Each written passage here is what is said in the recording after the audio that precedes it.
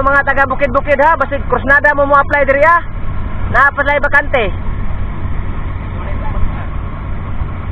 Tigunit sa pala.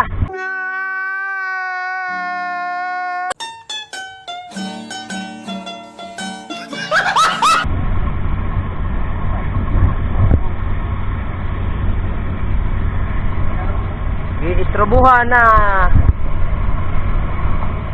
nabuyag ng isla ba? Tunga po ito, intro ba? Makita pa na nyo.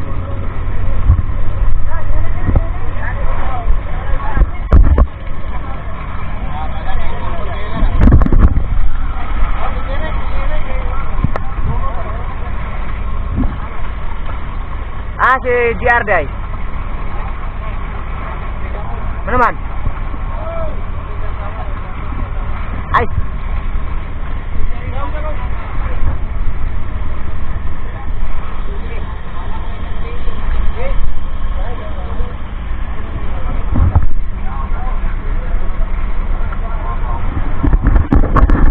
Ubay lang ko mga idol, ubay-ubay.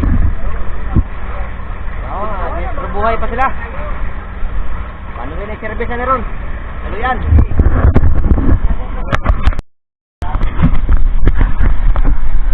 Oh.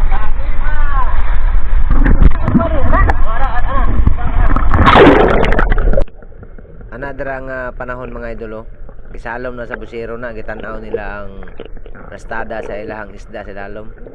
Pastada po ng humon na. Gitanaw na pastada sa humon. Kaya basig mga ipit ang humon na. Na mabilin, na maguna. Managi plastar sa busero. Bayoban nilang kuha din mga idolo. Kaluhian po taon ng kamado fishing. Kabalos-balos po taon sila. Kaya itong niyagi, grabe ilahang pagnihit po. Karon kaluhian po taon no. Bayoban yung isdaan eh. Sobra isang service nilang kuha ni mga idol. Ang uban na nagipanghatag ra. Muna ni dire oh. Salom sa busero. Akong yamaran nga sa luma dito, tanawang kadaghanon sa isda. Lalong pa kanin po ko tanin mga idol. Kung naluma. Sa akara po siya salom na po balik ron. Pakishare ni nga video mga idol. Para updated mo sa tanan ng mga panghitabo sa kamado fishing. O daghan sila kuha o gamay ba. Daghang salamat sa inyo ha. O God bless sa tanan.